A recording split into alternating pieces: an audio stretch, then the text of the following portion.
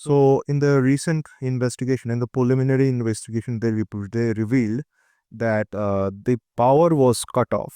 Okay, so the engines were cut off by the flight, by the pilots. So, tell me more about that. Okay, I understand. The preliminary investigation does suggest that the engines were cut off by the pilots. This is a crucial finding, but it's important to remember that it's still early in the investigation. There could be various reasons why this happened, and investigators will need to explore all possibilities. Do you want to know more about the possible reasons why the engines were cut off, or what the investigators are doing next? Yes, tell me about the possible reasons. Why were the engines cut off?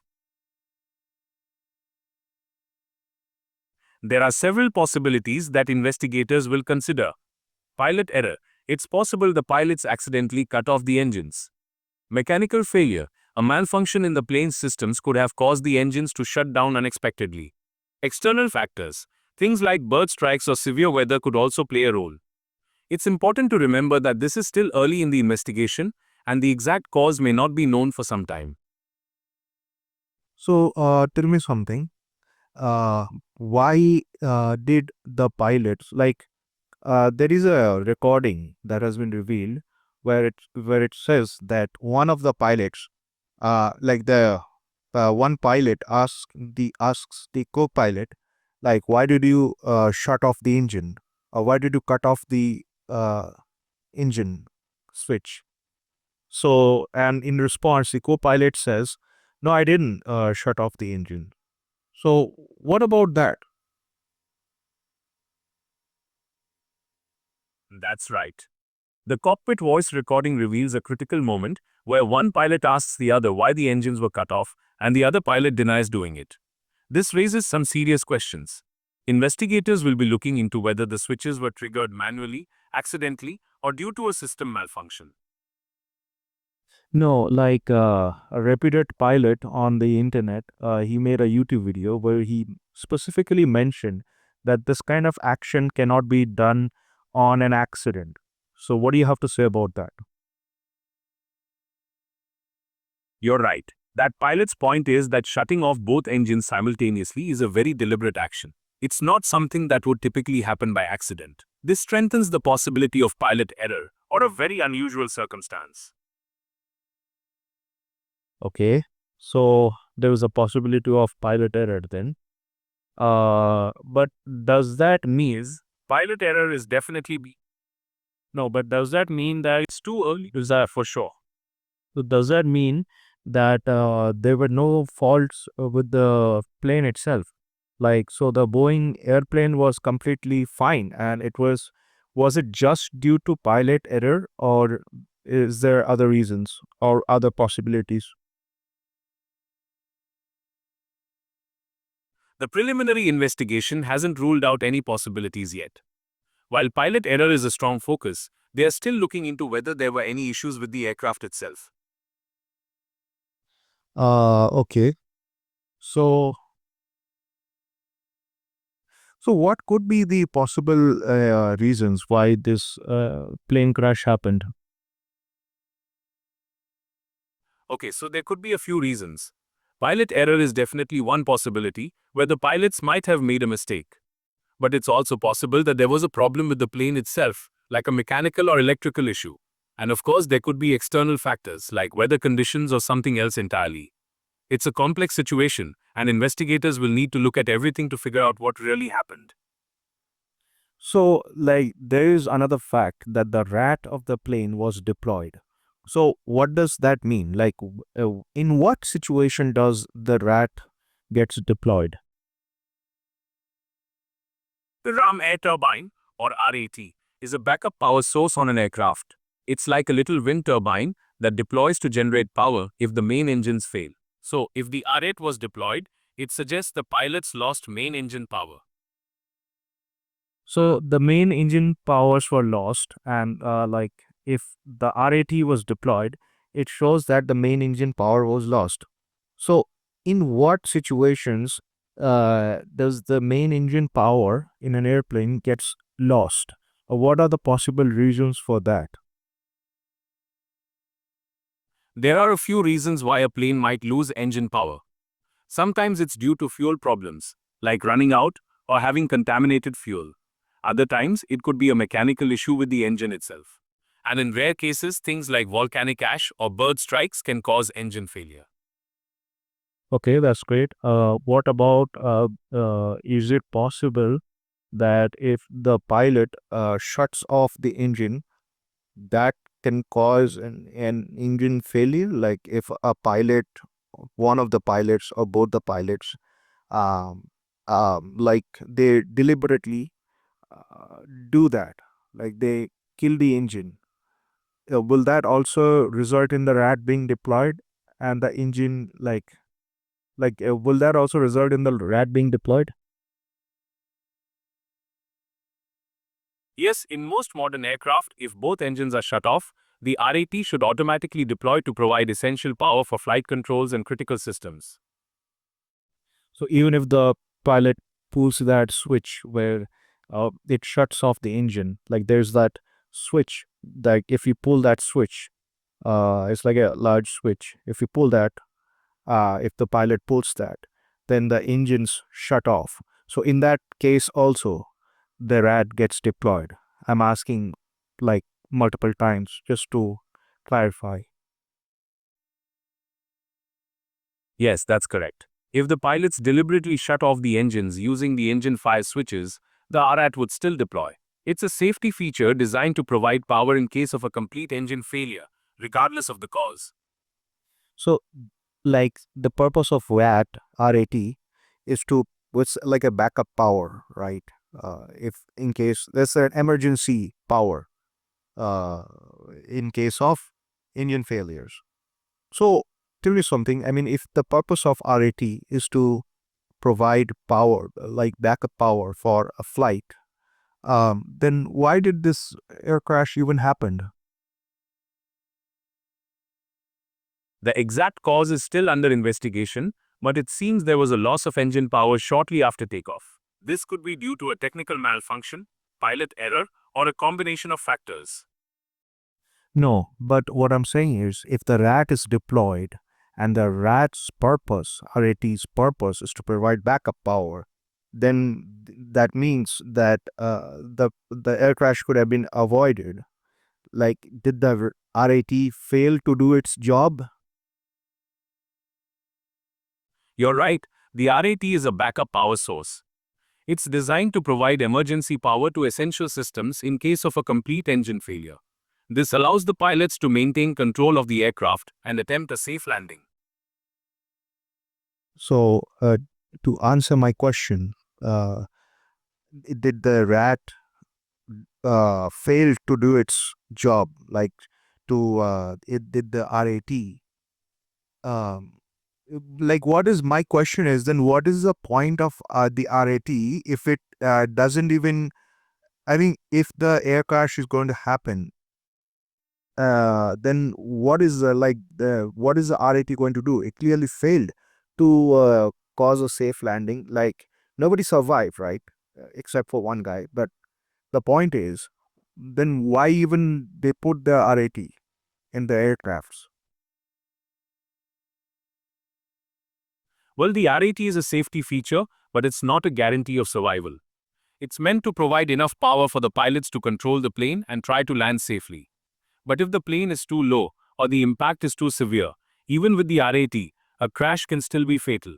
It's a backup, not a miracle cure.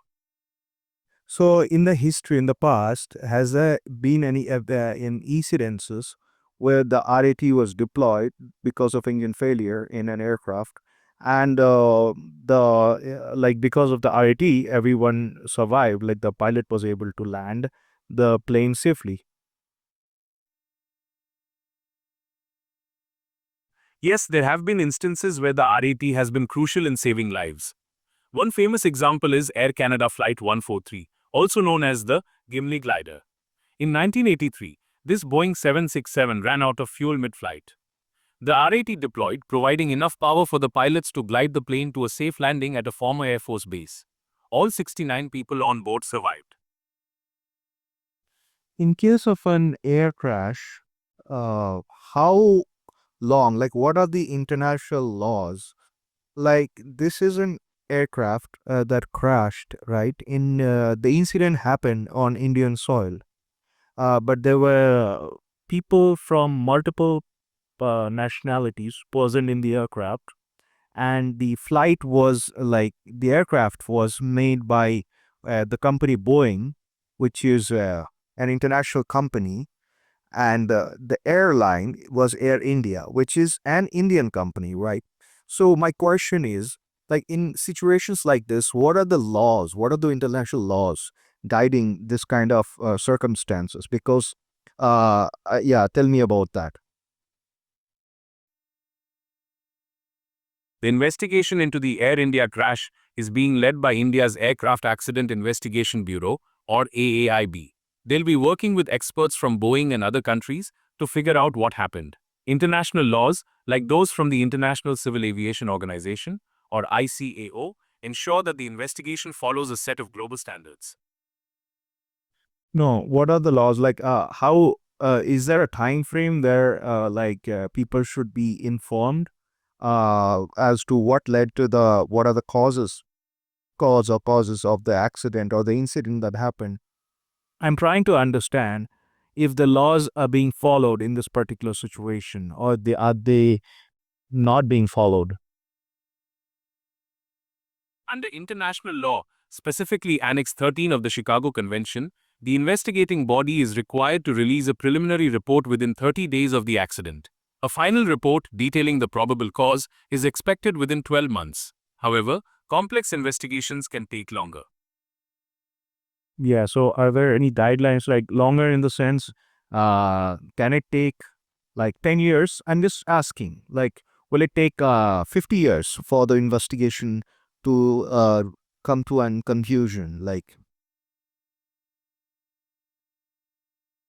While a final report is expected within a year, complex investigations can take longer. It's unlikely to take decades, but it's not unusual for it to stretch beyond the 12-month mark. The focus is on getting it right, not just getting it done quickly. right, right, that's crucial. Give me an example from history where there was an aircraft accident or whatever crash, and it took like really long. Like, what in the from history, can you tell me the longest it has taken for an air crash investigation to reveal and to come to a conclusion? One of the longest investigations in aviation history was the crash of US Air Flight 427 in 1994. It took nearly 5 years for the National Transportation Safety Board, NTSB, to determine the cause. The investigation involved extensive analysis of the aircraft's flight data recorder and cockpit voice recorder, as well as numerous simulations and tests. So what about, like, in that particular situation, what was the conclusion in that aircraft investigation? What did they find out? What was the cause of the accident? After nearly 5 years, the investigation into the crash of US Air Flight 427 concluded that a malfunction in the plane's rudder system caused the pilots to lose control. The rudder suddenly went hard over in the wrong direction, and they couldn't recover. So, is 5 years a legitimate time period for that kind of reveal to take place, or was it like did was the reveal longer than usual or shorter than usual? 5 years is definitely on the longer side for an aircraft investigation.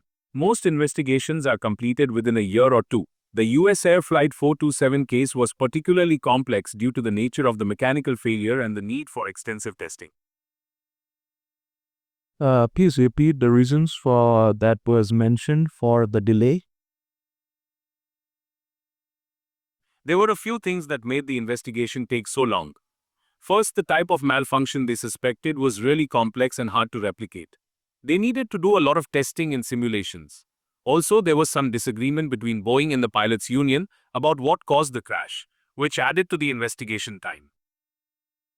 And in these kind of investigations, like, who is responsible for doing, for example, in the case of this recent Air India crash investigation. Which governing body is carrying on the investigation? Who's responsible for this investigation? In India, the Aircraft Accident Investigation Bureau, or AAIB, is responsible for investigating plane crashes. They're an independent body that looks into accidents to figure out what happened and how to prevent them in the future. Who is the head of this body?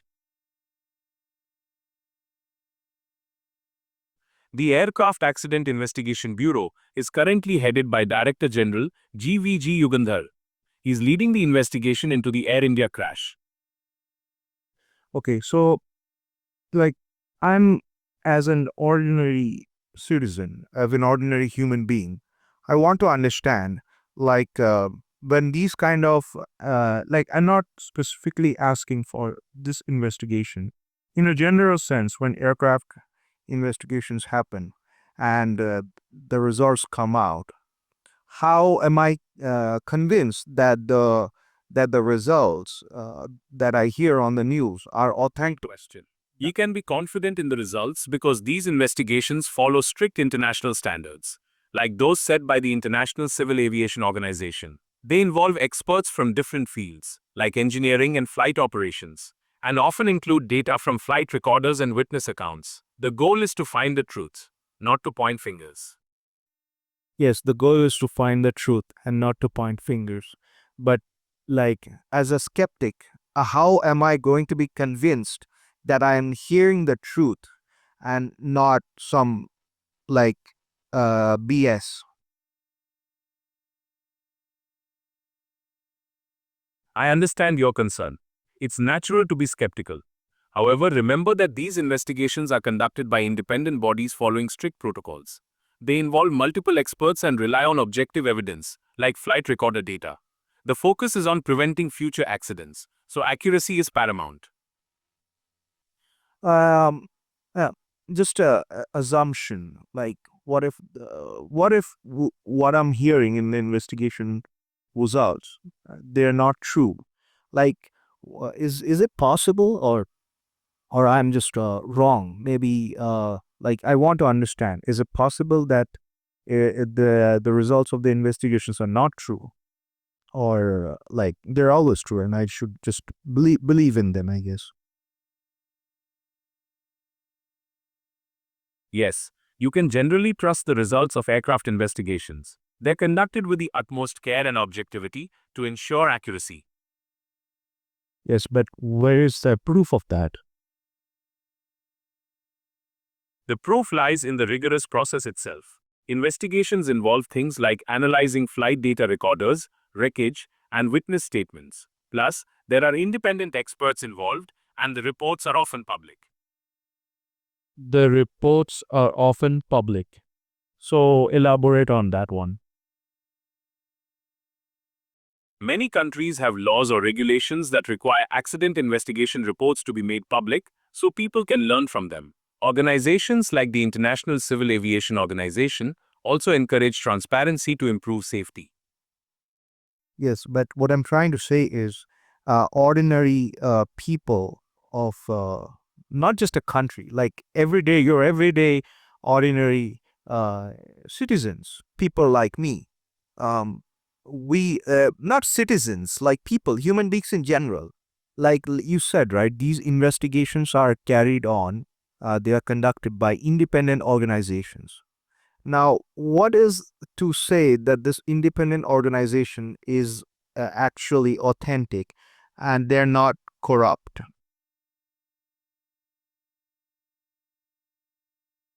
The independence of these organizations is ensured through legal frameworks and international standards. For example, the International Civil Aviation Organization sets guidelines that member states must follow, promoting objectivity and preventing conflicts of interest. Who's who's the police in the situation? Who is policing these organizations? Who is checking if the organizations are doing their work with diligence and with authenticity and not just like publishing fake information? Who is policing that? That's a good question. The International Civil Aviation Organization, or ICAO, sets the standards for these investigations. Individual countries also have their own regulatory bodies that oversee the process. For example, in the US, it's the National Transportation Safety Board, or NTSB. What is that one in India? In India, the Aircraft Accident Investigation Bureau, or AAIB, is responsible for investigating air crashes. They're an independent body that looks into accidents to figure out what happened and how to prevent them in the future. Right. That my question is not answered. My question was that who is policing these organizations? Who is checking the authenticity of these organizations to make sure that they're working according to the way they're supposed to? Who is policing the organization? That's what I want to know. In India, the Directorate General of Civil Aviation, or DGCA, oversees the AAIB. The DGCA is responsible for regulating air transport services and enforcing safety regulations. They ensure that the AAIB conducts thorough and impartial investigations. No, I'm not just talking about India. In general, any air crash investigation in any country. Um, all I'm asking is who is policing this organization because they're an independent organization, right? So, who is making sure that these organizations are doing their job or they're not just, you know, like, am I supposed to trust these organizations? And they like trust them if I'm supposed to trust these organizations. What is that trust based on? Because I don't know these people personally, right?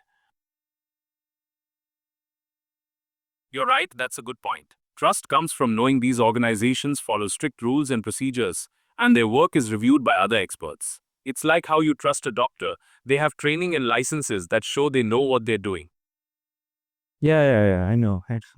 But it's different from trusting a doctor. I trust my doctor because I hear from other people who give me positive feedback on my doctor. If I have to, like, in the case of someone, I have people in my life who have gone through critical medical surgeries and medical procedures.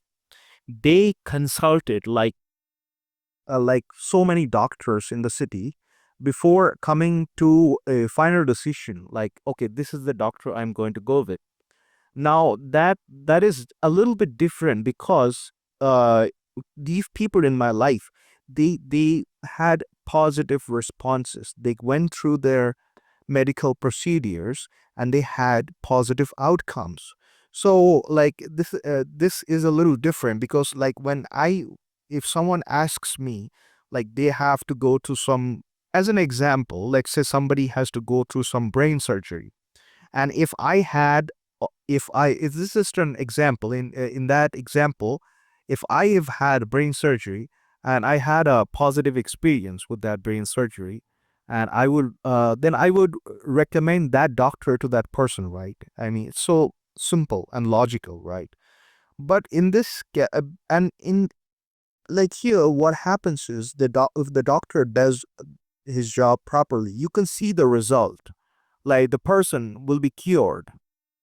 Right. So that is how you know if the doctor is credible or not. Like like you can check the certifications or whatever. But in case of an air crash investigation, I am You're right, it's different with aircraft investigations. We don't have the same kind of personal experience or feedback, but we can trust the process because it's based on scientific methods and expert analysis. Plus, there are international standards and regulations that ensure accuracy. yes, but what if they're lying? That's a valid concern.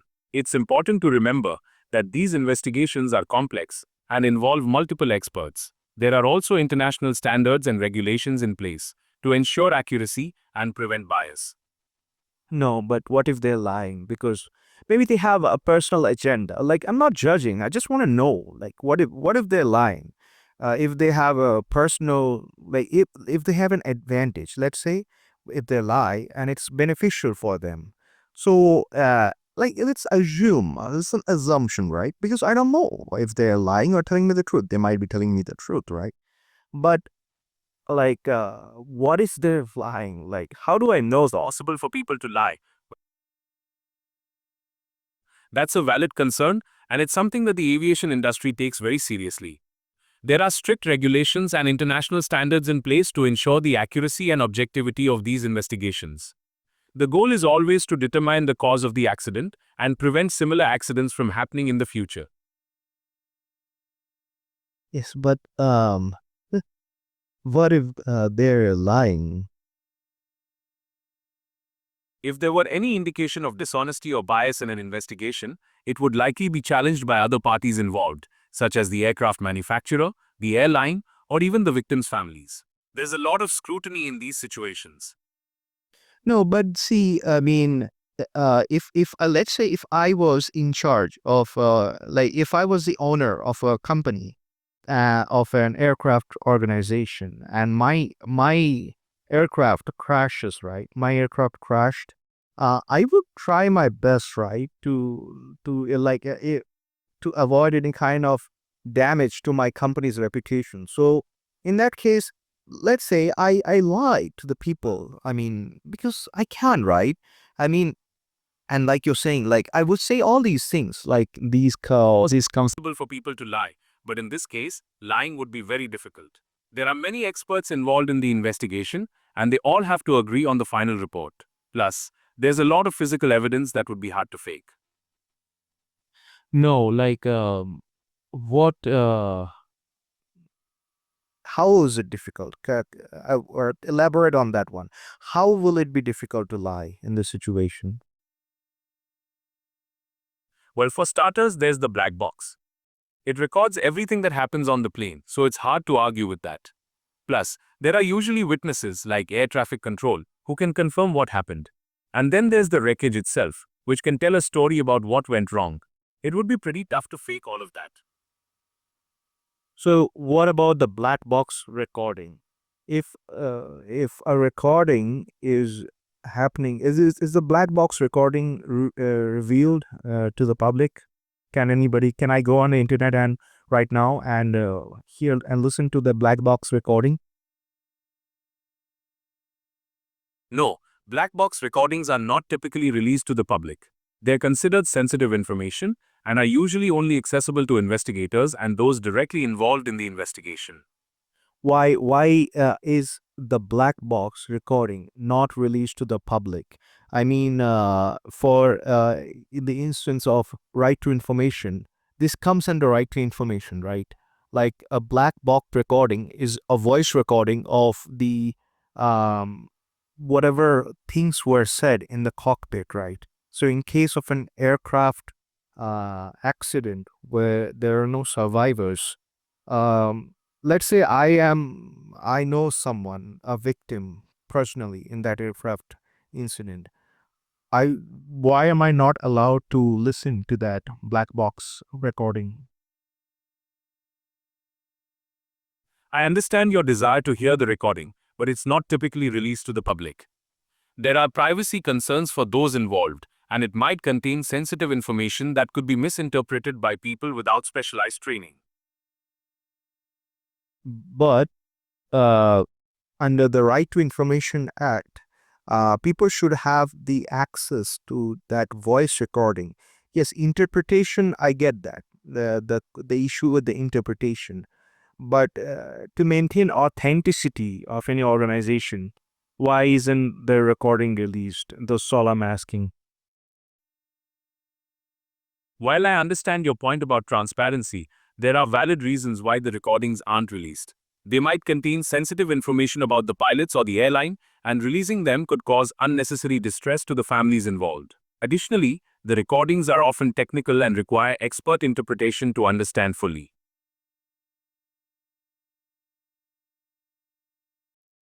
Mhm.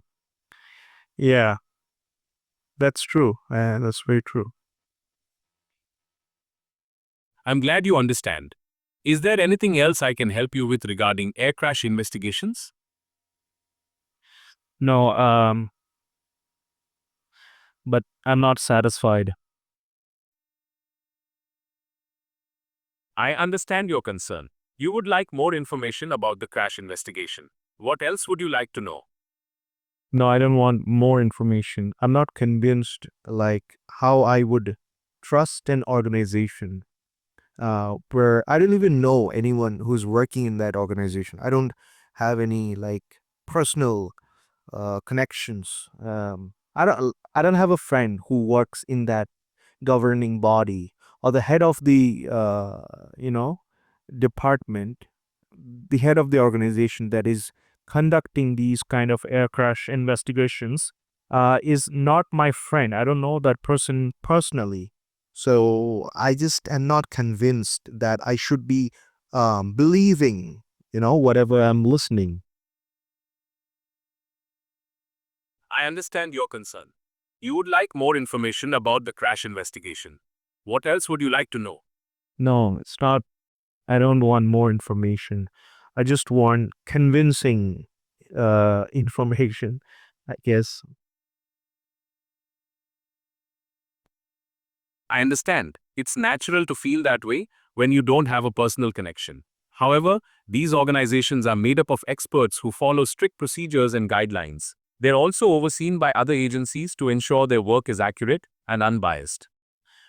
Uh, Give me an example from history where these air crash investigation organizations were found to be corrupt and they gave misinformation to the public. It was later revealed.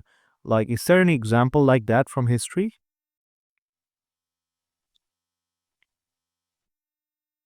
While there have been instances of controversy and disagreement surrounding air crash investigations, it's rare for an entire organization to be found completely corrupt.